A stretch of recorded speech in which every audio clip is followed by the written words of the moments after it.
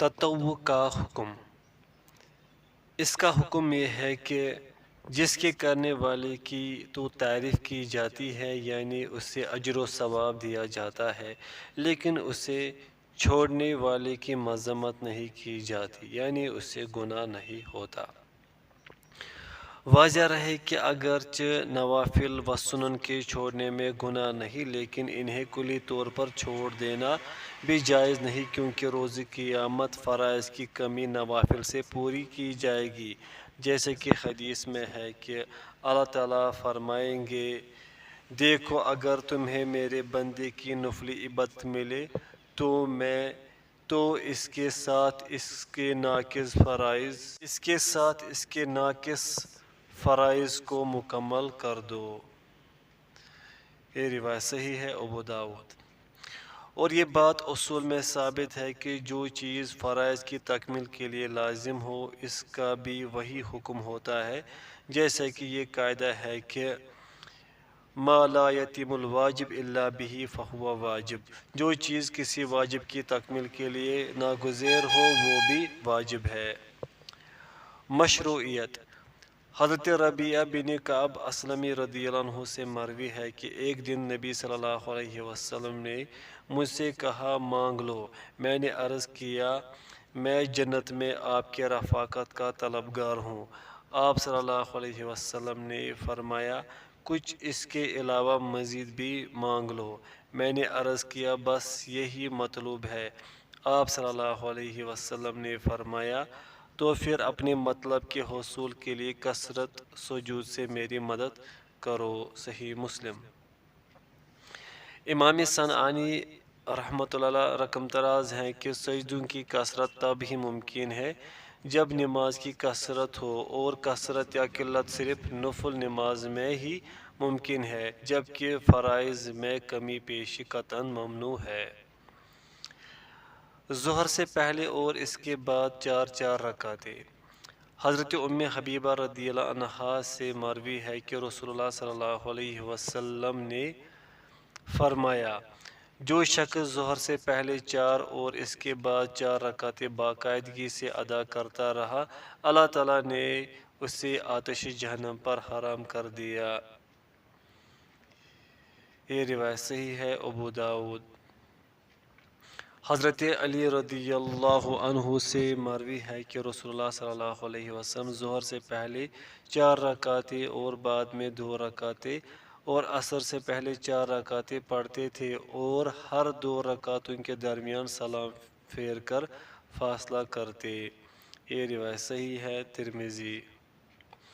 معلوم ہوا کہ ظہر اور عصر کے ساتھ پڑھی جانے والی 4 رکعتوں کو 2 کر کے پڑھنا چاہیے، لیکن مندرجہ ذیل حدیث سے معلوم ہوتا ہے کہ ظہر سے پہلے والی 4 رکعتوں کو ایک سلام کے ساتھ ہی پڑھنا افضل ہے۔ حضرت ابو ایوب انصاری رضی اللہ عنہ سے مروی روایت میں ہے کہ ظہر سے پہلے پڑھی جانے والی ایسی 4 رکعتوں کے لیے جن میں سلام نہ ہو، آسمان کے دروازے کھول دیے جاتے ہیں۔ یہ روایت حسن ہے ابو داؤد۔ حضرت عائشہ رضی اللہ عنہا سے مروی ہے کہ نبی صلی اللہ علیہ وسلم ظہر سے پہلے 4 رکعتیں اور فجر سے پہلے 2 رکعتیں نہیں چھوڑتے تھے۔ بخاری۔ عصر سے پہلے 4 رکعتیں۔ حضرت ابن عمر رضی اللہ عنہما سے مروی ہے کہ نبی صلی اللہ علیہ وسلم نے فرمایا، اللہ تعالیٰ اس شخص پر رحم فرمائے جس نے عصر سے پہلے 4 رکعتیں پڑھی۔ یہ روایت حسن ہے ابو داؤد۔ ان 4 رکعت کو 2 کر کے پڑھنا بھی درست ہے، جیسے کہ گزشتہ حضرت علی رضی اللہ عنہ سے مروی حدیث میں یہی بات بیان کی گئی ہے۔ مغرب کے بعد 2 رکعتیں۔ صحیحین میں حضرت ابن عمر رضی اللہ عنہما سے مروی حدیث میں ہے کہ اور مغرب کے بعد 2 رکعتیں پڑھنا مستحب ہے۔ بخاری و مسلم۔ حضرت رافع بن خدیج رضی اللہ عنہ سے مروی ہے کہ رسول اللہ صلی اللہ علیہ وسلم نے ہمیں مسجد میں نماز مغرب پڑھائی، پھر فرمایا، ان دونوں رکعتوں یعنی سنتوں کو اپنے گھروں میں ادا کرو۔ یہ روایت حسن ہے ابن ماجہ۔ عموماً آپ صلی اللہ علیہ وسلم کا یہی معمول تھا کہ نوافل اور سنتوں کو گھر میں ہی ادا فرماتے اور صحابہ کو بھی اس کی تلقین فرماتے، جیسا کہ حضرت زید بن ثابت رضی اللہ عنہ سے مروی حدیث میں ہے کہ رسول اللہ صلی اللہ علیہ وسلم نے فرمایا، اے لوگو اپنے گھروں میں نماز پڑھو، بلا شبہ فرض نماز کے علاوہ آدمی کی بہترین نماز وہی ہے جو اس نے گھر میں ادا کی۔ بخاری و مسلم۔ مغرب سے پہلے 2 رکعتیں پڑھنا مشروع ہے۔ حدیث نبوی ہے کہ ہر 2 اذانوں یعنی اذان اور اقامت کے درمیان نماز ہے۔ تیسری مرتبہ یہی بات کہتے ہوئے آپ صلی اللہ علیہ وسلم نے فرمایا، جو شخص چاہے یہ نوافل پڑھ لے۔ بخاری و مسلم۔ حضرت عبداللہ بن مغفل رضی اللہ عنہ سے مروی ہے کہ نبی صلی اللہ علیہ وسلم نے فرمایا، مغرب سے پہلے نماز پڑھو۔ پھر تیسری مرتبہ آپ صلی اللہ علیہ وسلم نے فرمایا، یہ حکم صرف اس کے لیے ہے جو پڑھنا چاہے۔ آپ صلی اللہ علیہ وسلم نے یہ بات اس اندیشے کے پیش نظر فرمائی کہ کہیں لوگ اسے سنت لازمہ نہ بنا لے۔ بخاری۔ صحیح ابن حبان کی ایک روایت میں ہے کہ نبی صلی اللہ علیہ وسلم نے مغرب سے پہلے 2 رکعتیں ادا فرمائے۔ حضرت انس رضی اللہ عنہ سے مروی ہے کہ ہم غروب آفتاب کے بعد 2 رکعتیں ادا کرتے اور نبی صلی اللہ علیہ وسلم ہمیں دیکھ رہے ہوتے، نہ تو آپ صلی اللہ علیہ وسلم ہمیں اس کا حکم دیتے اور نہ ہی اس سے منع فرماتے۔ صحیح مسلم۔ 2 رکعتیں عشاء کے بعد اور 2 رکعتیں فجر سے پہلے۔ حضرت ابن عمر رضی اللہ عنہما سے مروی ہے کہ مجھے نبی صلی اللہ علیہ وسلم کی 10 رکعتیں یاد ہے، 2 رکعتیں ظہر سے پہلے اور 2 اس کے بعد، مغرب کے بعد 2 رکعتیں اپنے گھر میں، عشاء کی فرض نماز کے بعد 2 رکعتیں گھر میں اور 2 رکعتیں صبح سے پہلے یعنی نماز فجر سے پہلے۔ بخاری و مسلم۔ حضرت ام حبیبہ رضی اللہ عنہا سے مروی ہے کہ رسول اللہ صلی اللہ علیہ وسلم نے فرمایا، جو شخص شب و روز میں 12 رکعت نوافل پڑھے اس کے لیے ان کے بدلے جنت میں گھر تعمیر کیا جائے گا۔ صحیح مسلم۔ جامع ترمذی میں اسی کے مثل روایت مروی ہے لیکن اس میں یہ اضافہ ہے، 4 رکعت ظہر سے پہلے اور 2 رکعت اس کے بعد میں، 2 رکعت نماز مغرب کے بعد، 2 رکعت نماز عشاء کے بعد اور 2 رکعت صبح کی نماز سے پہلے۔ یہ روایت صحیح ہے۔ ان رکعتوں کو ہی سنن رواتب یا سنن موقدہ کہا جاتا ہے اور یہ واجب نہیں ہے، جمہور اسی کے قائل ہے۔ عشاء کے بعد نبی صلی اللہ علیہ وسلم 4 رکعتیں پڑھنا بھی ثابت ہے، جیسا کہ حضرت ابن عباس رضی اللہ عنہما سے مروی ہے کہ رسول اللہ صلی اللہ علیہ وسلم نے عشاء کی نماز پڑھائی، پھر گھر کی طرف چلے گئے اور 4 رکعت ادا کرنے کے بعد سو گئے۔ بخاری۔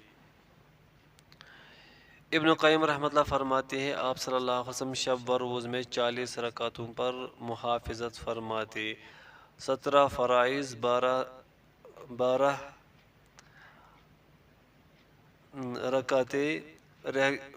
رکعتیں جنہیں حضرت ام حبیبہ رضی اللہ عنہ نے روایت کیا ہے، اور قیام اللیل کی 10 رکعتیں۔ فجر کے سنتوں کی اہمیت۔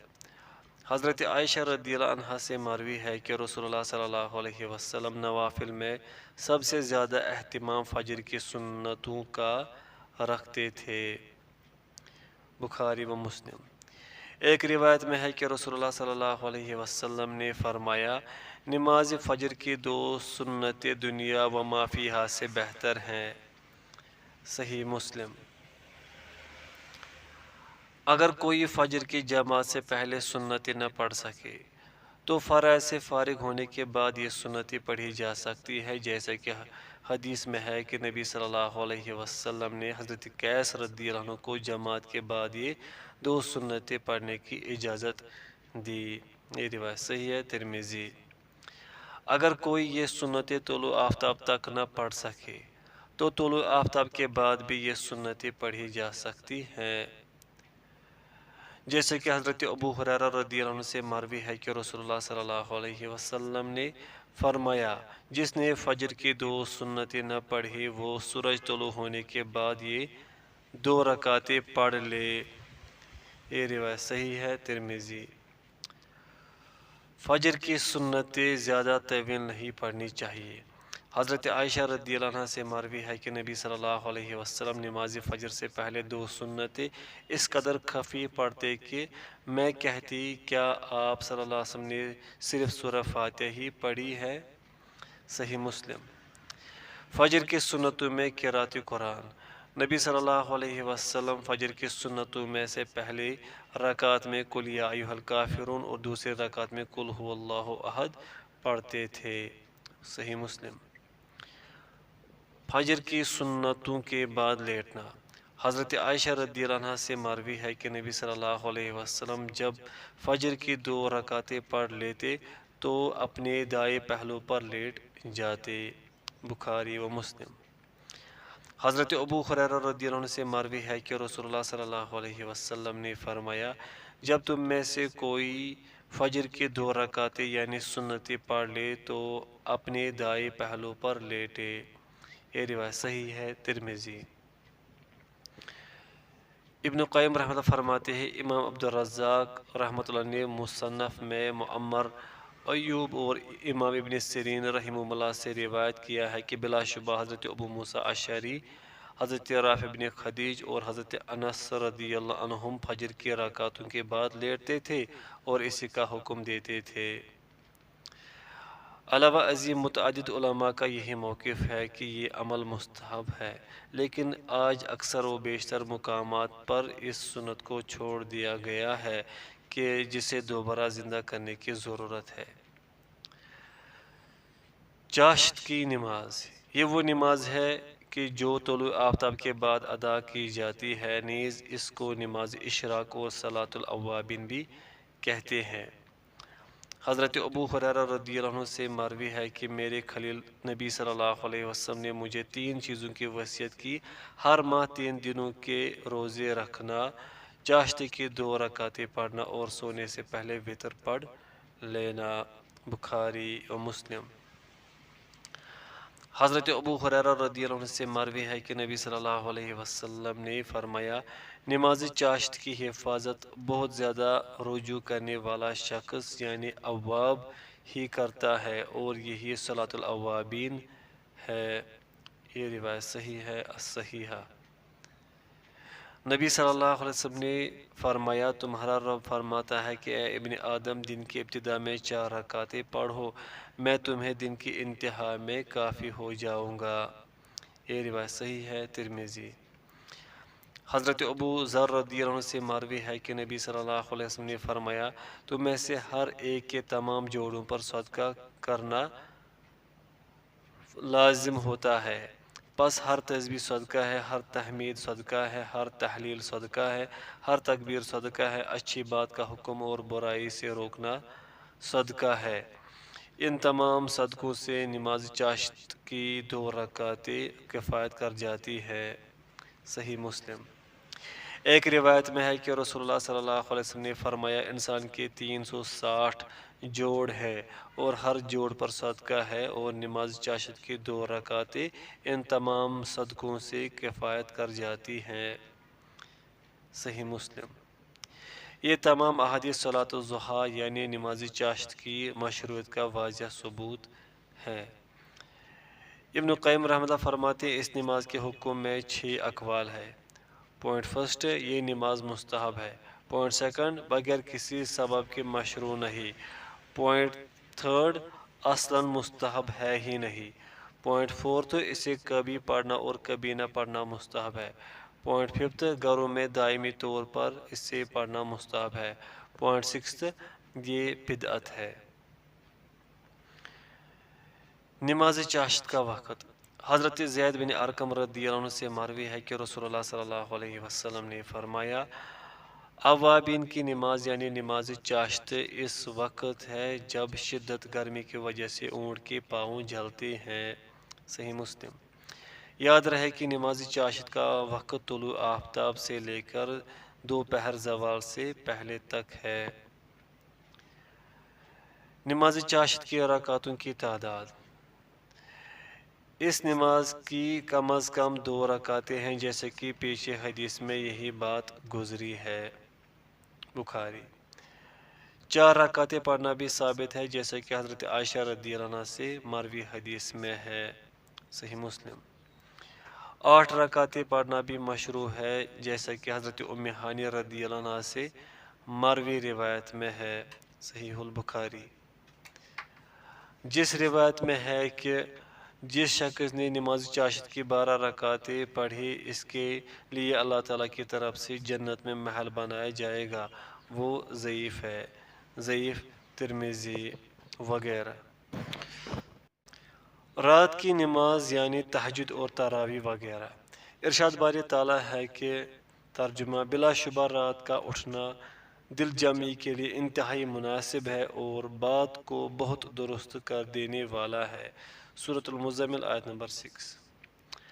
حضرت ابو ہریرہ رضی اللہ عنہ سے مروی ہے کہ رسول اللہ صلی اللہ علیہ وسلم نے فرمایا فرض نمازوں کے بعد سب سے افضل نماز رات کی نماز ہے۔ صحیح مسلم۔ حدیث نبوی ہے کہ رات کو اس وقت نماز پڑھو جب لوگ سو رہے ہوں۔ یہ روایت صحیح ہے۔ ابن ماجہ۔ حضرت ابو امامہ باہلی رضی اللہ عنہ سے مروی ہے کہ رسول اللہ صلی اللہ علیہ وسلم نے فرمایا تہجد پڑھا کرو کیونکہ یہ تم سے پہلے نیک لوگوں کا طریقہ ہے، تمہارے لیے اللہ کے قرب کا سبب ہے، برائیوں سے دور ہونے کا ذریعہ ہے اور گناہوں سے باز رکھنے والا عمل ہے۔ حضرت بلال رضی اللہ عنہ سے بھی اسی معنی میں حدیث مروی ہے۔ یہ روایت حسن ہے۔ ارواء الغلیل وغیرہ۔ حضرت عائشہ رضی اللہ عنہا سے مروی ہے کہ اللہ کے نبی صلی اللہ علیہ وسلم رات کو اتنی دیر قیام فرماتے کہ آپ صلی اللہ علیہ وسلم کے قدم سوج گئے تو حضرت عائشہ رضی اللہ عنہا نے کہا کہ اے اللہ کے رسول آپ اتنی دیر کیوں قیام فرماتے ہیں، حالانکہ بلا شبہ اللہ تعالیٰ نے تو آپ صلی اللہ علیہ وسلم کے گزشتہ و آئندہ تمام گناہ معاف فرما دیے ہیں۔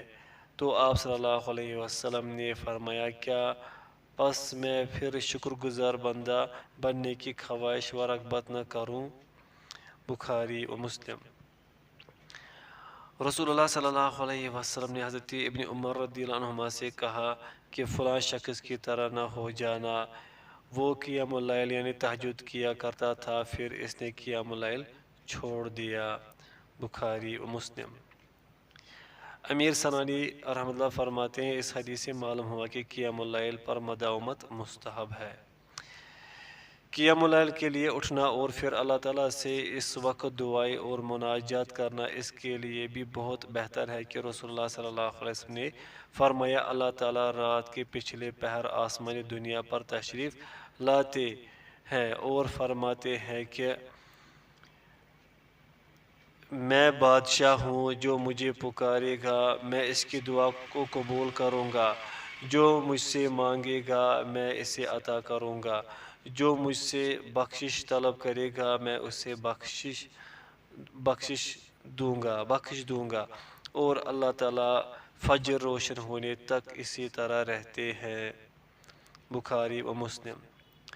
رات کی نماز کی زیادہ سے زیادہ 13 رکعتیں ہیں۔ حضرت عائشہ رضی اللہ عنہ سے مروی ہے کہ رسول اللہ صلی اللہ علیہ وسلم رات کو 13 رکعت نماز ادا فرماتے، ان میں 5 وتر ہوتے تھے اور ان 5 وتروں میں تشہد کے لیے صرف آخری رکعت میں بیٹھتے۔ صحیح مسلم۔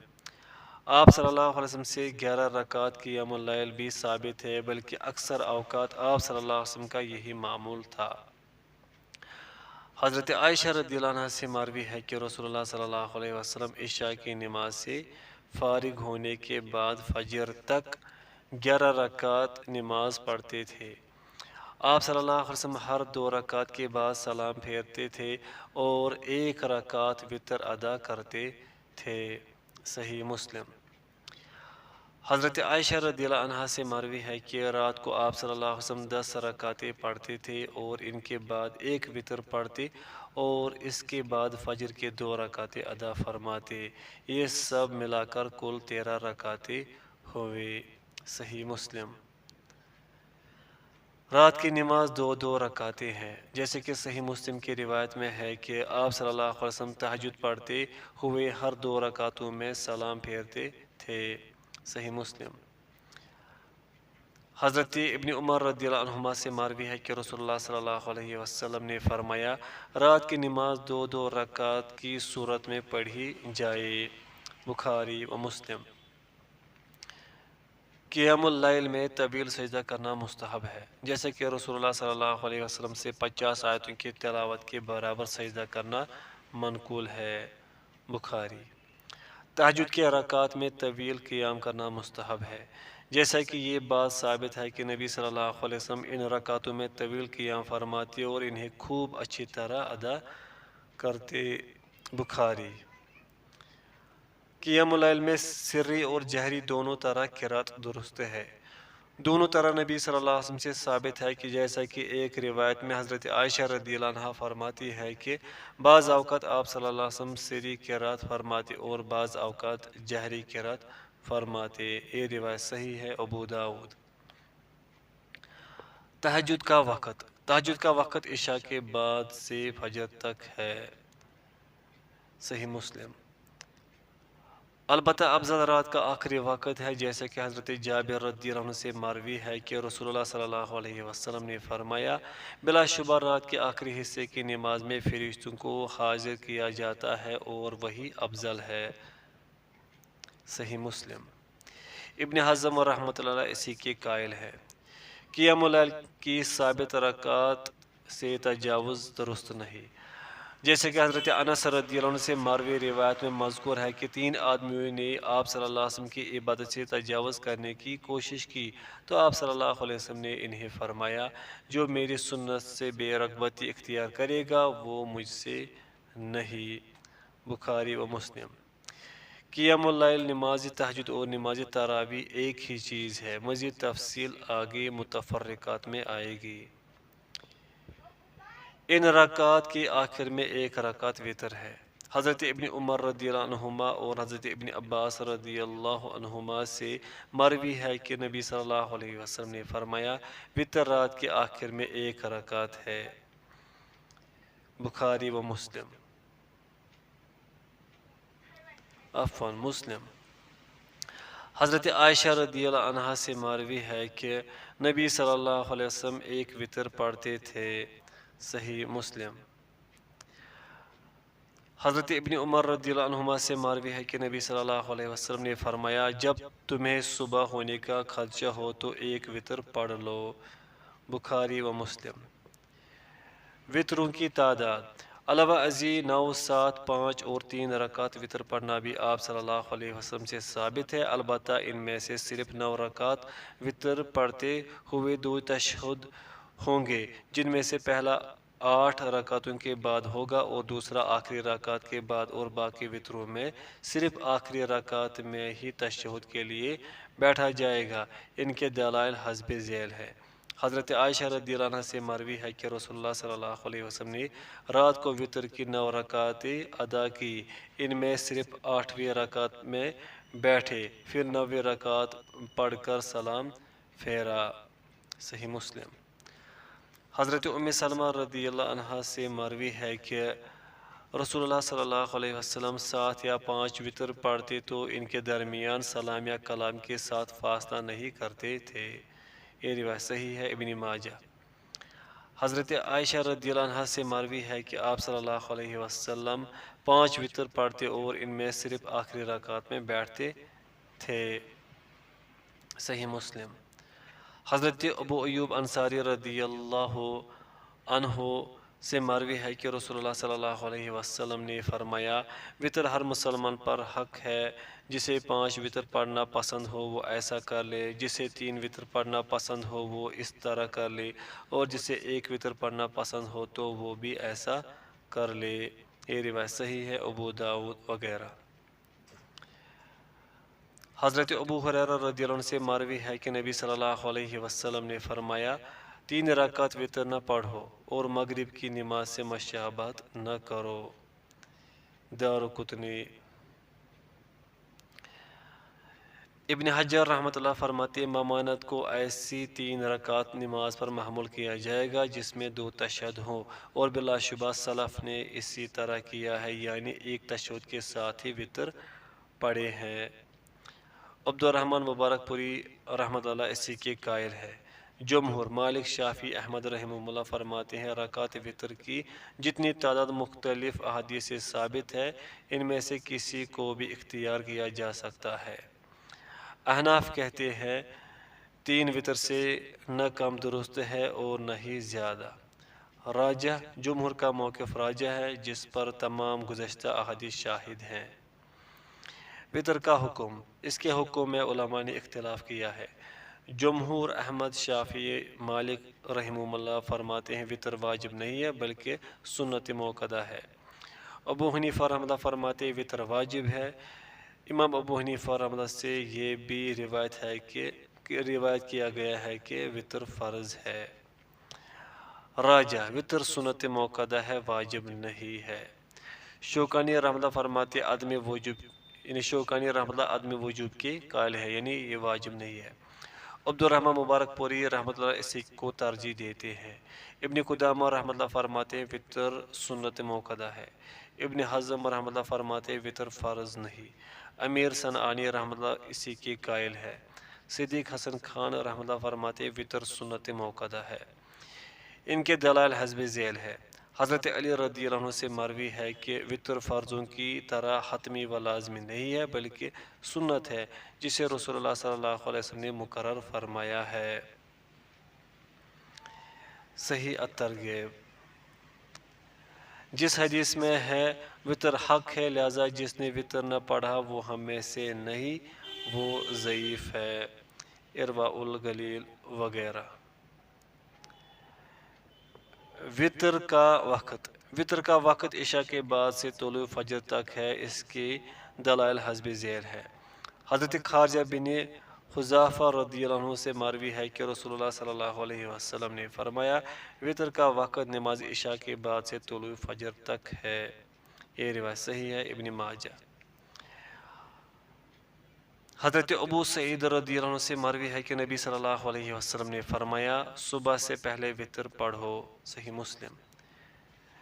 جسے یہ اندیشہ ہو کہ وہ رات کے آخری اوقات میں بیدار نہیں ہو سکے گا اسے چاہیے کہ وہ وطر پڑھ کر سوئے، لیکن اگر یہ اندیشہ نہ ہو تو رات کے آخری حصے میں ہی وطر پڑھنا افضل ہے، جیسے کہ حضرت جابر رضی اللہ عنہ سے مروی ہے کہ رسول اللہ صلی اللہ علیہ وسلم نے فرمایا تم میں سے جسے یہ خدشہ ہو کہ وہ رات کے آخری حصے میں نہیں اٹھ سکے گا تو وہ وطر پڑھ لے پھر سو جائے۔ مسند احمد، مسلم وغیرہ۔ وطر کی قضا، حضرت ابو سعید رضی اللہ عنہ سے مروی ہے کہ رسول اللہ صلی اللہ علیہ وسلم نے فرمایا جو شخص وطر کے وقت سویا رہ جائے یا اس سے وطر پڑھنا بھول جائے تو جب اسے یاد آئے یا جب وہ بیدار ہو اسی وقت پڑھ لے۔ یہ روایت صحیح ہے، ترمذی۔ ایک روایت میں یہ لفظ ہے جو شخص وطر کے وقت سویا رہ جائے جب صبح ہو تو وہ وطر پڑھ لے۔ یہ روایت صحیح ہے، ترمذی۔ علاوہ ازیں آپ صلی اللہ علیہ وسلم سے ثابت ہے کہ جب نیند یا کوئی تکلیف آپ صلی اللہ علیہ وسلم کے لیے قیام اللیل سے رکاوٹ بن جاتی تو آپ صلی اللہ علیہ وسلم دن میں 12 رکعتیں ادا فرما لیتے تھے۔ دارمی۔ جمہور صحابہ تابعین اور ائمہ کے نزدیک وطر کی قضا مستحب ہے، لیکن انہوں نے قضا کے وقت میں اختلاف کیا ہے۔